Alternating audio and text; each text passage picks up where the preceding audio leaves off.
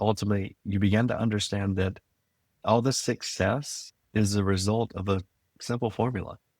Someone had vision, they added someone or someone's capabilities, and then they multiplied it with someone else's reach. Steve Jobs said this a long time ago, that all creativity is from combining two existing things, collaboration. So in my world, I do nothing but collaborations, which is helping entrepreneurs around the world understand their collaboration currency and how they can utilize it to combine it with someone else's collaboration currency.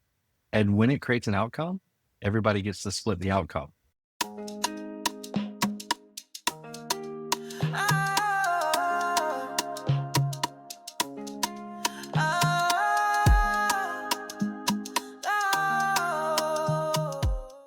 Welcome to the Entrepreneur's Kitchen. Today I've got a very special guest for you. I've got Chad Jenkins. Chad is a Vision Alchemist, 2 times best-selling author, founder of CoLAB, Global Entrepreneurial Collaboration, and the founder and CEO of SEEDSPARK. I'm so excited to have you here, Chad. Thank you for joining me. You've done a lot of things. How did you know the entrepreneurial bug had hit? First and foremost, thank you very much for having me. I've actually posed this question and researched the answer to this question with entrepreneurs all over the world. And my answer, which seems to be pretty consistent, we understand around the age of 7 to 9 how we're uniquely designed to create value in the world. Sadly, the normal education system begins to train us in about the 3rd grade to have convergent thinking versus divergent thinking. And you'll notice a lot of entrepreneurs have an abundance of divergent thinking. So for the ones that are, I would say, almost stamped DNA to be an entrepreneur, it seems that it happened somewhere between 7 and 9. For me, it was actually exactly 8 years old. I remember the day that it happened to me and where I was, that I began to look at the world completely different than what I understand now as the convention. To me, everything is just a resource. And I'm running a constant question that I began to ask at that time. How can I take what I see and combine it with what I know and create value for someone else? I call it your constant question since I was 8 years old. Some of those things we don't think about. Sometimes we get trained out of our way, but somehow you never quite are satisfied. You find yourself somehow longing for something else, and you should be grateful for where you are, but you know this is not it. Yes. Yeah, that's really interesting. I know that you started in a very interesting way. You were into equestrian and Yes. landscaping. I'm wondering, did you have a farming background? We'll just take that same time frame around 8. I grew up on a farm way out in South Carolina in the United States, and it was way in the country. So I spent a lot of time putting up fencing and mowing very large pastures. We had horses and cows, so we'll call it a farm. It was more like a ranch, but it had farm qualities. And very early on, it's interesting that you say you get trained out, or you always have, in my world, the word would be friction, that you know that there's something more. And I didn't know that there was something more. I felt as if I should have been born in the middle of Manhattan, because there I perceive things move very fast. And where I grew up, they don't move very fast. They move very slow. Oftentimes I'll joke that time moves backwards in those little small towns. And so I remembered thinking, how in the heck am I ever going to get out of here? I got to figure out how to make this stuff they call money. Again, I was 8 years old, right? You don't know very much, but you're fully conscious. So you come out of theta state at 7 years old. So you're beginning to ask some pretty interesting questions. And I began to do that. So looking at things just as what they authentically are, not really what someone labels them. But if I can understand what it could be used for, and then I can combine it with something else that has an intent to use it this way, but you could really use it this way and combine them, it is endless value creation. So that journey started around that time. I'll give you an example. I went from thinking I have nothing to saying, oh, wait, I've been riding horses since before I was 8 years old. I go to horse sales with my father 2 or 3 times a week. And I noticed if a kid is riding a horse through a horse sale, all the adults that are in the stands thinking about bidding on this horse think they can ride it too. If a kid can ride it, can't you? And not 100% true, to be really honest with you. You need to know what you're doing. And so at the time, people would pay me $10 or $20 to ride their horse through the sale barn. And again, I was doing it 3 times a week. So I could go from sale barn to sale barn and ride 5 to 10 horses. I'm making $100 to $200 a night, 600 a week. It didn't take long to make enough money that I could buy my first piece of real estate. Wow. Yeah.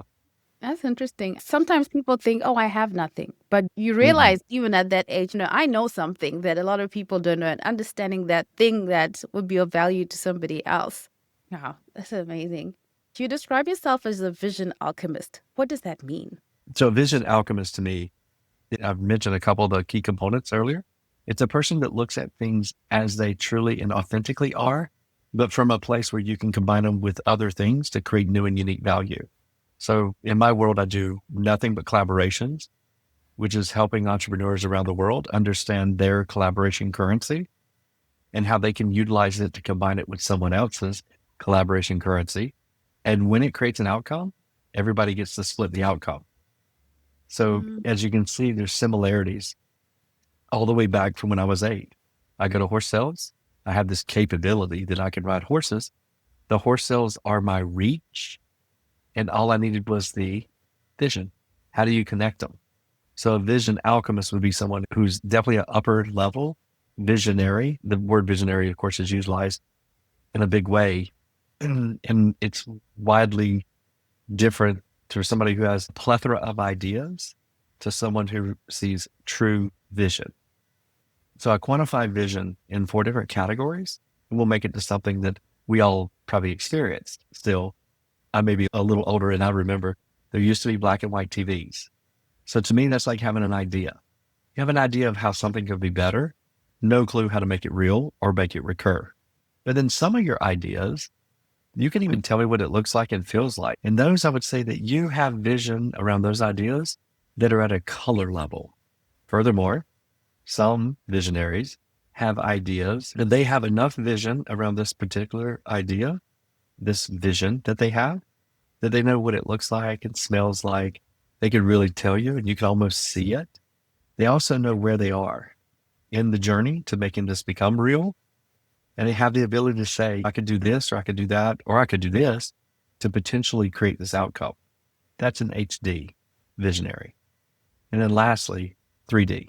So a vision alchemist has the ability to take existing, whatever is there, see how to recombine it, how much it's going to take of each part to create this vision, who also is required to make this become real. And then once it's real, how do you make it recur? That's an upper echelon level of vision. And so oftentimes folks being entrepreneurs in general, are trying to make a better mousetrap. The vision alchemist sees everything and the ability of what it could be utilized to create something that no one's ever seen before and how you get there. So it's just a little higher level. That's what my days doing is totally fun for me because any entrepreneur that's referred to me, the first thing they're going to tell you is what title they have, or they're going to identify themselves by what company they currently run.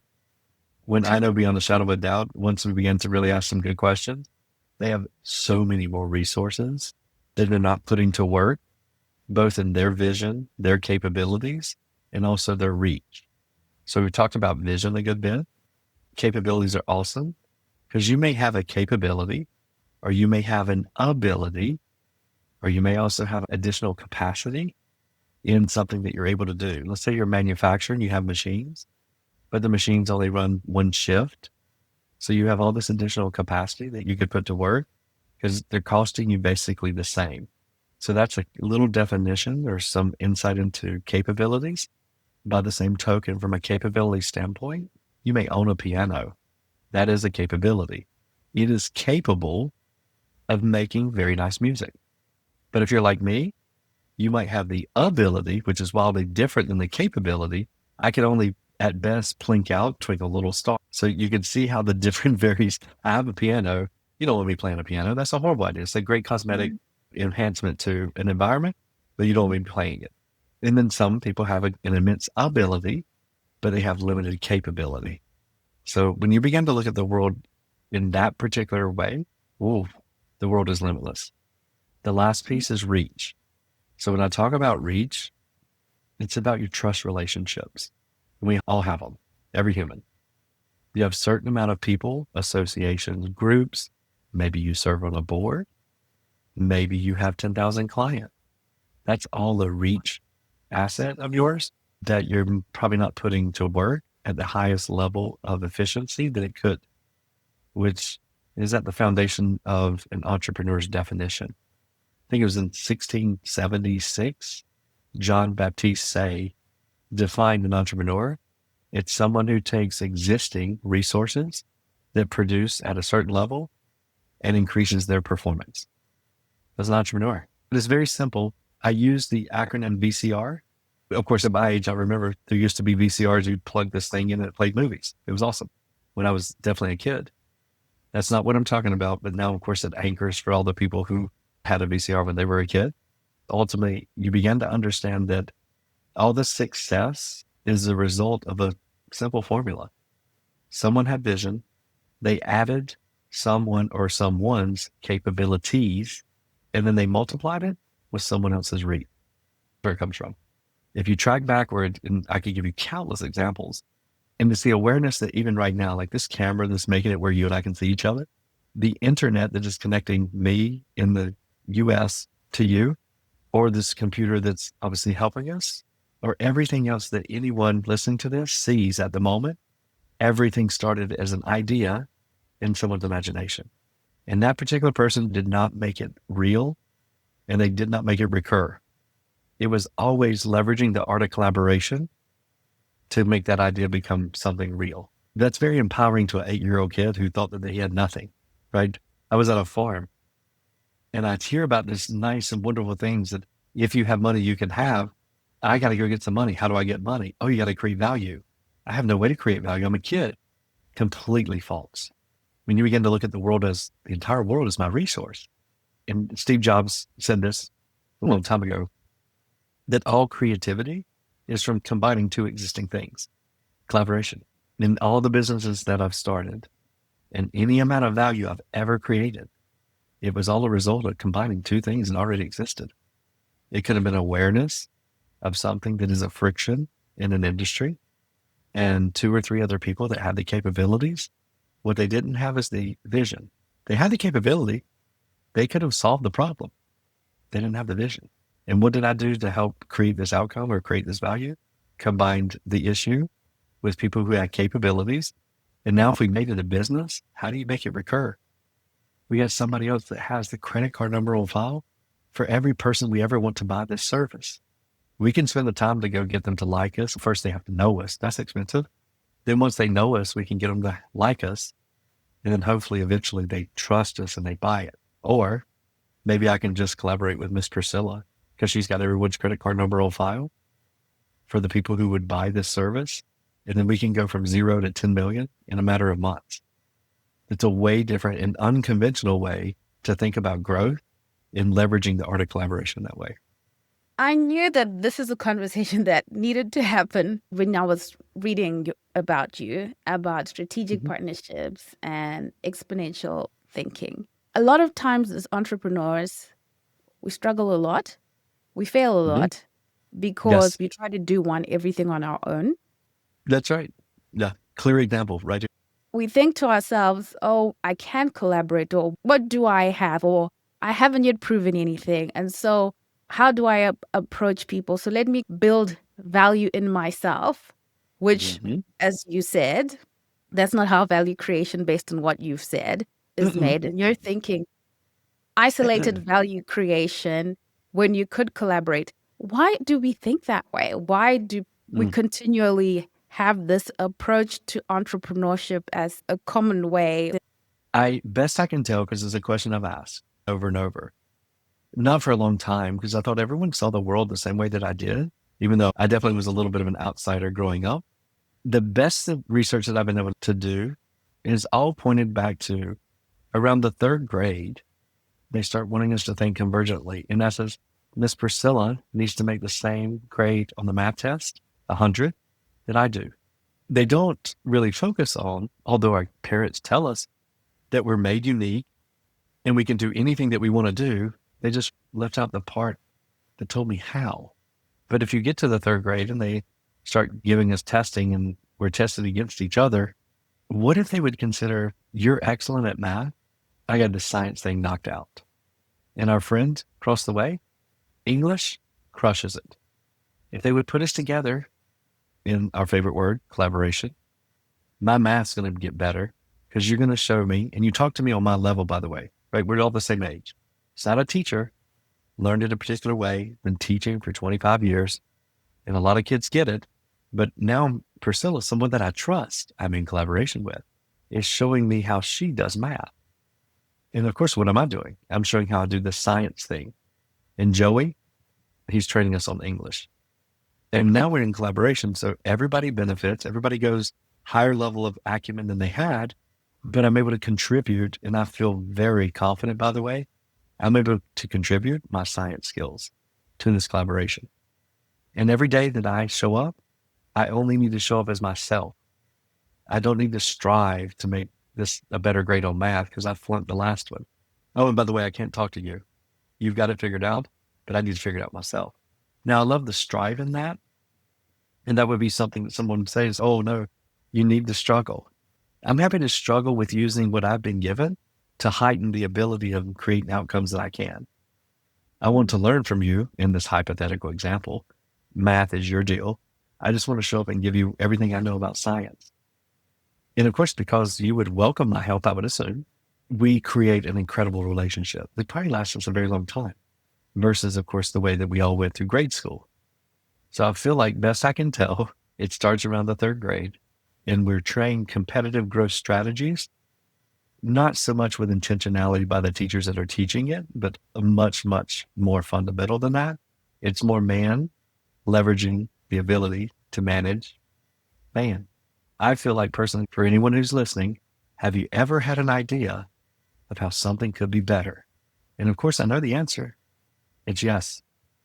So to me, if the definition for an entrepreneur is to take resources at a certain level and increase their performance, and that's the definition of an entrepreneur, we're all entrepreneurs. So it actually has to get trained out of us.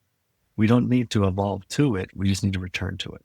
That growing to be competitive and feeling like you must achieve things on your own, and that comparison and competition and all those things that suddenly are suggested to you and you take them on as true, it makes a lot of sense. Measure up to, not contribute what I've been given. And I'm sure some listeners are very personality profile centric. I happen to be as well. With Strength Finders, which I assume in Australia, do you use Strength Finders there a good bit as well? Like Clifton Strengths, I think is what it's originally called. So on Strength Finders, competition, my second one out of 34 strengths, ranked in order. Achiever, competition, futuristic, focused, analytical, and strategic are the top 6. So competition, though, if you really research it, it's not with you, it's competition with myself. I have to be better tomorrow than I was yesterday. So there's a way to leverage competition in that respect, the way that it truly is the meaning, not me against you, which seems to be more of what we're trained along the way. So much you said already. I mean, you've talked about the levels of vision, which I think is important. I wonder, how do you develop those levels of vision? Because a lot of times we're stuck at black and white, where the people with many ideas, and we never think there's a next level to that. We're stuck in that phase of being the lots of ideas person. 2 immediate thoughts. And I'll give you a little background of this is just the way that I see the world currently. And I think where we are and where we're headed.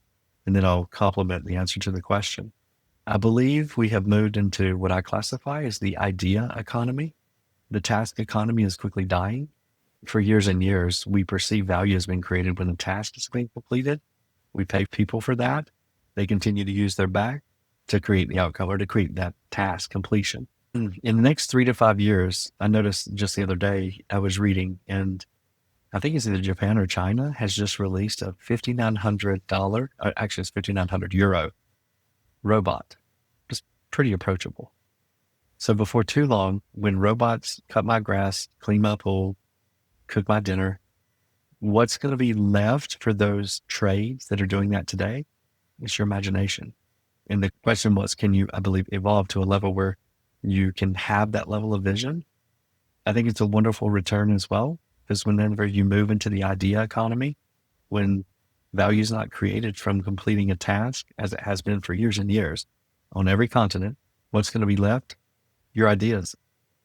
We're moving into the idea economy wonderfully. We all came factory installed with what we need to strive in the new idea economy. But how do you access it? You have to be quiet. Sometimes you have to close your eyes and you have to access your imagination. Taking us back as well to that same formidable age, 7 to 9, when maybe you were dealing with Barbie dolls and they were coming to life and having a conversation. Maybe they were drinking tea. There might even been an imaginary person across from you that you could have told me exactly what she was wearing at the little small tea table. Or for me, those army men, they did charge down that hill. There were some of them driving those tanks. And if you were to ask a kid at that level, before they've been, again, trained to have convergent thinking, they could paint a picture for you that you and I could see it conceptually, of course, but it would have all the vivid detail. Where's that coming from? Imagination. So making sure that we have time to think, some space out of our normal day. I have a very crazy routine. I go to bed pretty early, typically 8:58, and I wake up around 3 to 3:15 naturally. At that time, I'm very quiet. I do not open my eyes. That took a while because normally when you become conscious, the first thing you do is open your eyes. I do not. The very first thing I do is be thankful. And I just say thank you until I run out of things to say thank you for. Nobody wants me. It's 3 o'clock in the morning. After that, I meditate. So it's very quiet. It's very dark.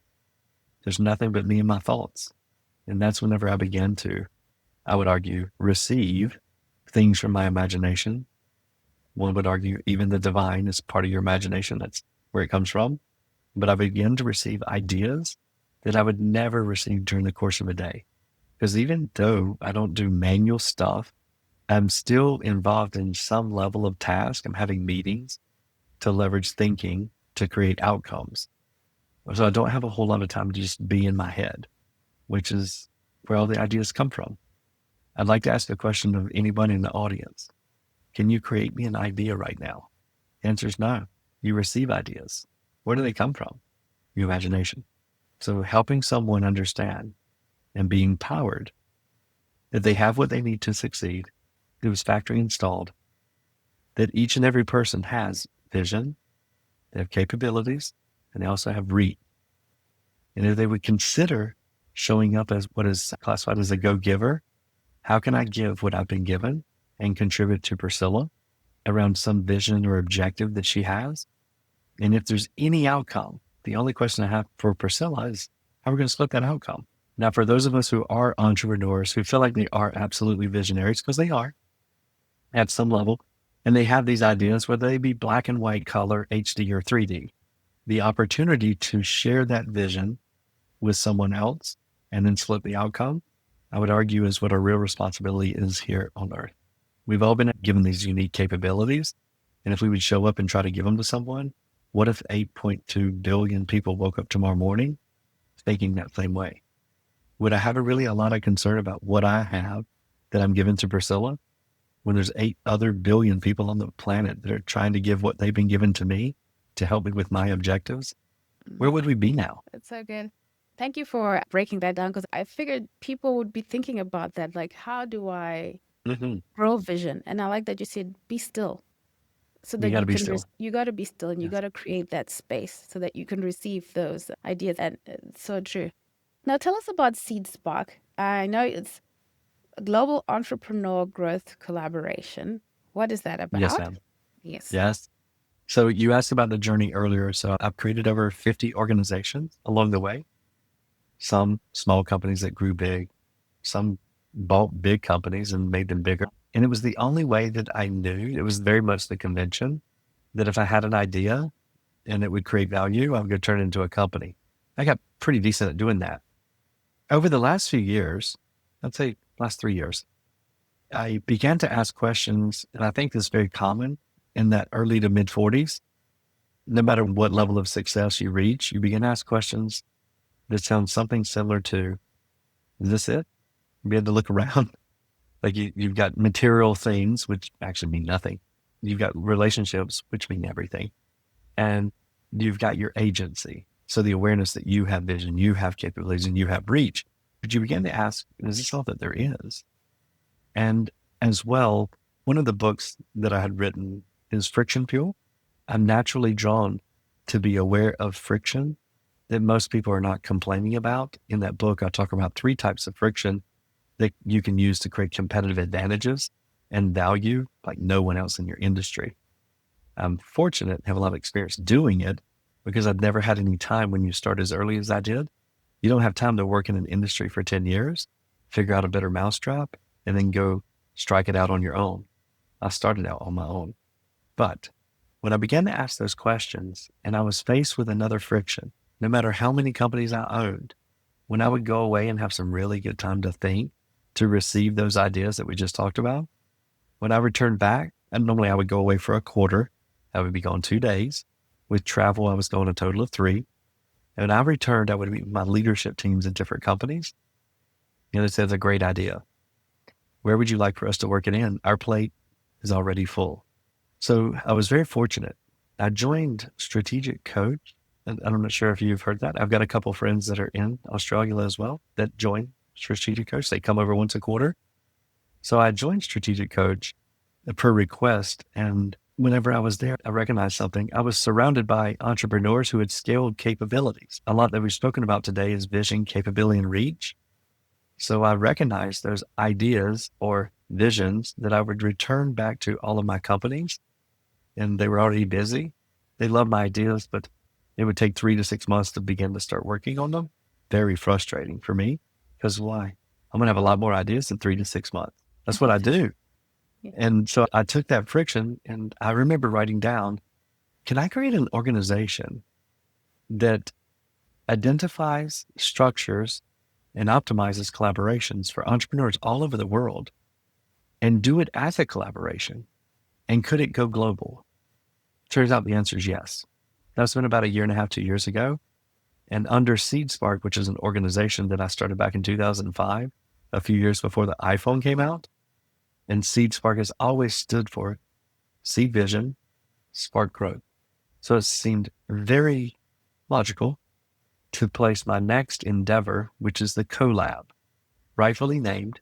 Nothing happens as an individual. It's all a collaboration. We talked about that earlier. Visions are nothing without collaboration with somebody's capability and ultimately someone's reach. So I spun up the CoLAB, SEEDSPARK CoLAB, to do just exactly that, to help entrepreneurs really embrace and leverage the art of collaboration by understanding and being able to look at the world from a vision, capability, and reach set of glasses. Because whenever you begin to do that, no matter if you may be very fortunate to have a trust fund, you may perceive yourself as being less fortunate and you have no money. But one thing you do have is your imagination. You've got your own individual vision. You have your capabilities. And I expect that you're a nice person. And there are a multitude of people that trust you. They can't be taken away. You can combine those with other people's vision, capability, and reach and start creating value where you are. So that's what I did. I've committed to no more companies at all. I will only combine my vision to grow other entrepreneurs' organizations around the world, sharing with them some of the things that we've talked about today and helping them leverage the art of collaboration to reach well beyond their current dreams and imagination. And that's where the SEEDSPARK CoLAB came from. Oh, that's amazing. Gosh, we're actually out of time. I don't know if you have a little bit more time. Sure. I'm all yours. Yes. Okay, sorry, I didn't mean to do this. Put you It's on the okay. spot. I know that you've got a SEEDSPARK Growth Flywheel with 3 frameworks. I was really intrigued by them. I said, I got to get you to talk about this in our little short time. But removing the film, just an overview, just add 0 and 100x collaborations. Absolutely. So we'll take that remove the film first because it's very reachable.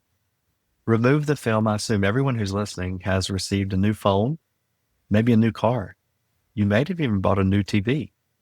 And that TV looks pretty nice when you turn it on after you get it home. But when you recognize there's a little film over top of it, and when you pull it off like that new phone, you're like, whoa, the screen got a lot better. That's the way I see the entire world. There are these little things that I classify as friction. And in the book that I mentioned earlier, I classify friction in 3 categories. The first type of friction everyone has, and they're going to be very aware of it. It's called regular friction. Just as if you were to drive up to a gas station or a petrol station, you have 3 different types of gas or petrol. The first type is regular, at least here in the States. The middle type is plus. And the best type, premium. Frictions are the same way. A regular friction, you have to react to today. You're out of money. Your salesperson just left. They just put in the resignation. Top sales guy, by the way. Of course, it's the top sales guy. You didn't get the loan. So sorry. Those types of friction, or you're standing on the train track and the train is coming. You will move or you get ran over. That is a regular friction, all of those. The next type of friction is plus friction. Plus friction is typically delivered to you by your best clients. And sometimes you would call them complaints. But as it turns out, if you look backwards, when you received a complaint and you changed your product or service, that client who made that polite suggestion to you, AKA the complaint, continue to pay you money.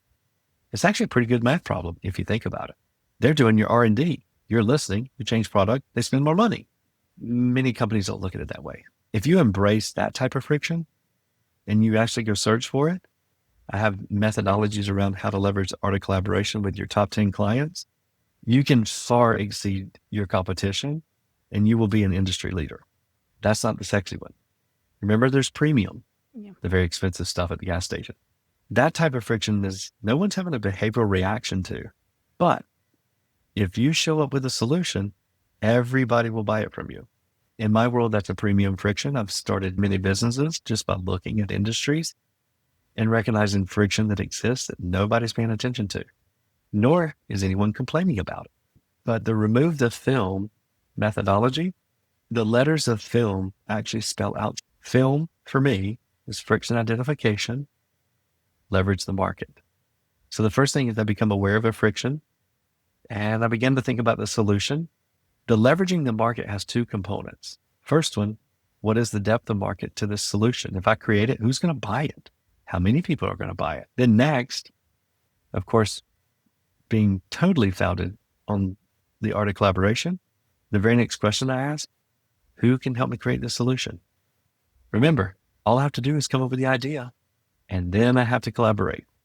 Or I could do the old way. I could go create companies, but boy, that took a lot of cash, a lot of time, and a lot of blood, sweat, and tears. Or I could leverage the art of collaboration. So the first one is remove the film, to become attentively aware to the frictions that exist in your industry or adjacent industries, or just a business that you go into once a week.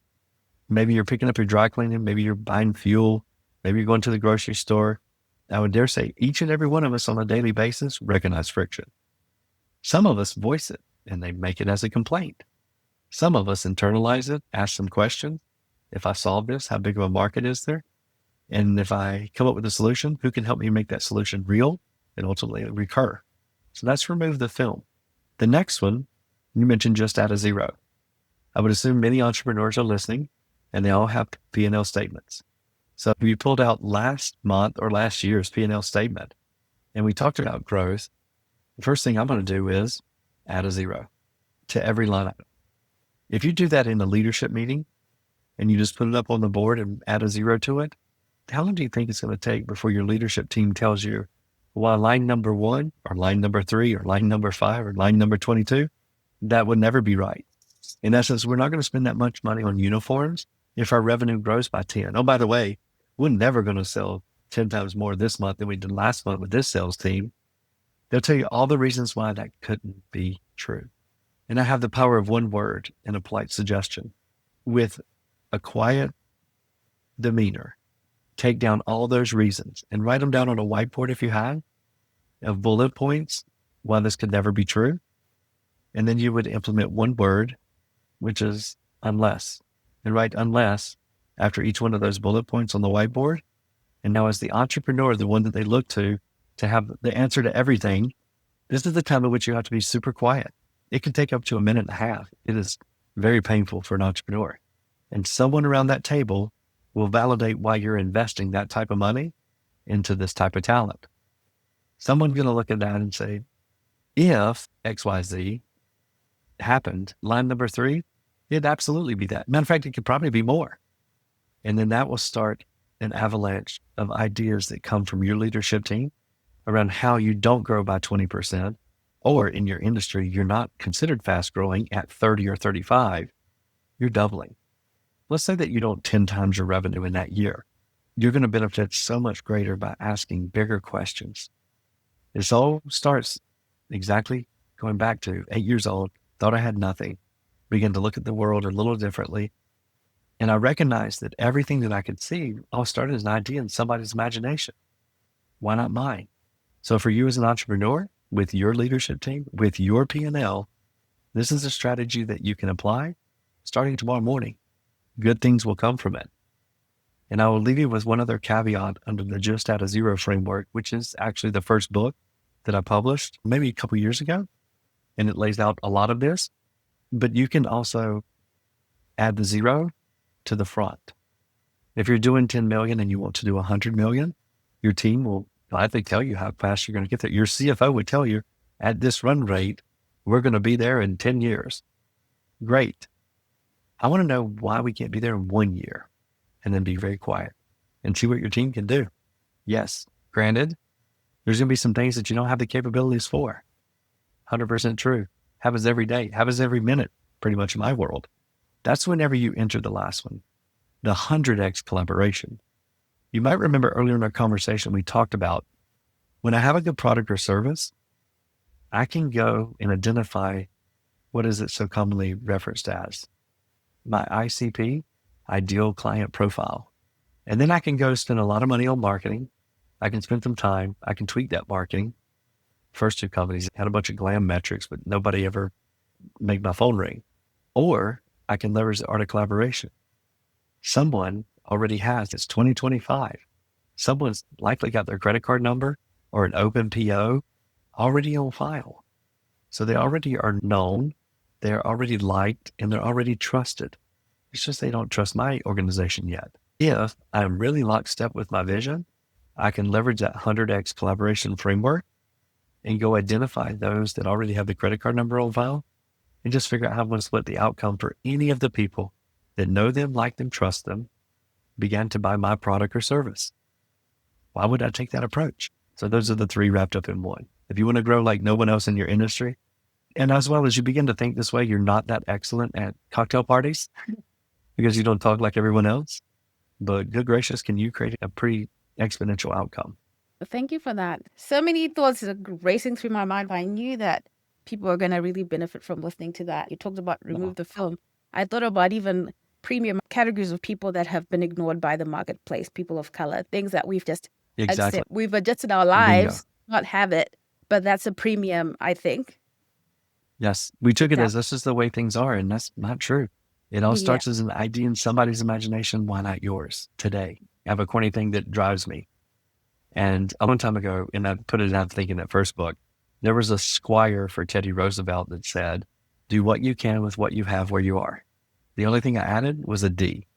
And this is the part where typically people laugh and they know exactly how corny I am. D is do it now. Do what you can with what you have where you are. Do it now. And so if you take the operational words there, the activation words is can, have, are, and do. And of course it spells Chad. So it became the Chad method a long time ago when I recognized this. And for some weird reason, one of those ideas that popped in my head was, if I put a D on this, I will remember it forever. I also know now why I remember it forever, because it's so damn corny.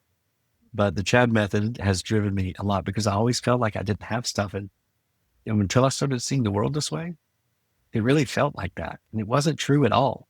I have people all around me. They have other capabilities that are wildly different than mine. And if I have an idea that can help them, why would I not share it? And if it produces any outcome, how are we going to split that outcome? The wonderful thing about this type as well, you can do it over and over and over and over. A lot of times in the same day.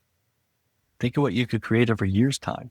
So good. I can't even go into all of it because I'd have you here, and I know it's really late over there. I'd have you here all morning for me having a good time, but not for you because I know you need to go to bed early. Thank you so much. I just want to finish off by saying what's exciting personally for you and as you look out into the marketplace right now. Oh, it's the alternative strategy of implementation of AI that I see. So a lot of folks are quite concerned about how AI is going to impact maybe their role at their organization or their type of company that they have today or their market or their industry. And the answer is yes, it's going to affect it. But thank goodness it is. Earlier, we talked about my perception and the way that I feel like we've moved and evolved into the idea economy, and that you already have what you need. We spent a lot of time talking about that today, your imagination and leveraging the art of collaboration. So I'm most excited by, and at any organization that I own today, we have this thing called My AI Time. So when we find an AI that we want to implement, we do a quick analysis of how much time this is going to save us by day, by week, by hour, sometimes, or by month. And for 3 months, we take that amount of time and put it on a calendar, and whomever is going to be affected by it, we give them exactly what we talked about earlier today, space. We put them together. We have some nice rooms at offices that I have that they can just go inside and be together and have ideas around how things could be better. They know them already. Maybe they didn't have the ability to have a voice in the organization to share it. And so very intentionally, we're trying to get a jump on the impact of AI in a very positive way. If it empowers us to have more time to think, then it will enable us to be more human, to get back to our roots, to leverage what we came factory installed with, which is our imagination, and to greatly impact those around us with those ideas that have been bottled up for a very long time because we had to do a task. So I'm most excited about that. How I'm going to make my small dent in the world is absolutely through SEEDSPARK CoLAB, is to help first entrepreneurs understand and embrace this way and this type of thinking, this mindset, and then create frameworks. We talked about a few that exist in the marketplace today, just at a zero, remove the film, and then leveraging the art of collaboration. But I do absolutely expect that by the time I'm done, these methodologies will be taught in schools if I have to create a collaboration with schools myself. Luckily, I've got a few CoLAB partners that have reached to a couple million schools and children already. So that's what I'm very excited about. Oh, I'm excited just listening to you talk about it. Thank you so much, Mm-hmm. Chad. It's been a great Yes, it's my pleasure. conversation. Please, Mm-hmm. to the audience, if you'd like to know more about Chad, and he's written a couple of books, which I think will be really beneficial to entrepreneurs. If you've listened to this conversation, you've seen how you can really elevate what you're doing, elevate your thinking, create space for more ideas. And please go to seedspark.com. It'll be linked in the description. Chad, you're active on LinkedIn. Yes, ma'am. Yeah, quite active Yes. on LinkedIn. Thanks to my wonderful team. It is absolutely my thoughts, ideas, and methodologies. And then, of course, you could tell the way that I talk and deliver. My lovely team makes it more LinkedIn friendly. But yeah, it's a wonderful place that we put out quite a bit of content. Thank you so much. It's been great. You've made me think about things deeply. I'll probably listen to this over and over again to really soak it all Oh, in. But thank you. It's been an honor. yeah, Miss Priscilla, I really appreciate it. And if I could be help to you or anyone in the future, I'd be happy to be so. It's why I'm here. Thank you.